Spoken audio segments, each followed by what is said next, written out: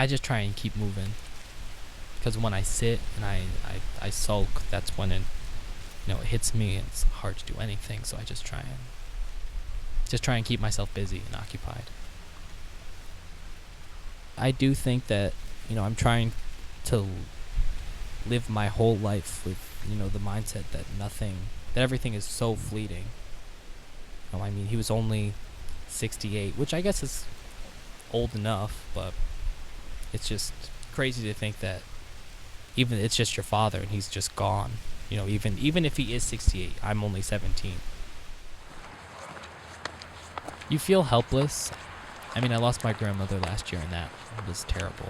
We were very close, but it's not apparent. Losing my father has just been kind of devastating at certain points because you're just you want to reach out for your father or your parent because, you're a child, you cling to them. When they're not there, it's just wildly devastating, more so than I could have imagined. Because I knew he was sick for a while, and so I'd been preparing myself, but nothing really prepares you for when you go to call him and see what the final question on Jeopardy was, and you can't.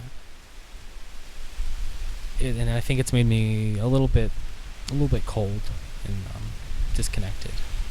But I keep trying to remind myself that it's not the end of the world.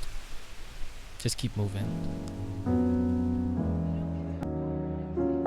I feel very vulnerable and open a lot of the time, so I try and close myself off. But when I'm in church, there's a kind of a wall that's torn down, and kind of helps me heal to know that there's someone to rely on.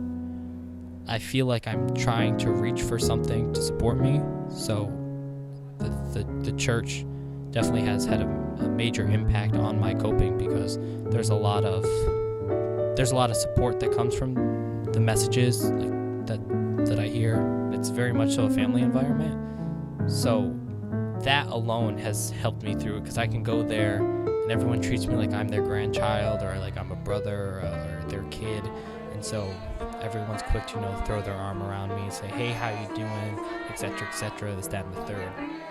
Through the loss of my father, I think that I felt really small and insignificant, so being part of the church has helped me to feel included and important, and then playing music is also something that I can relate to other people with, so I think that it's helped me to cope.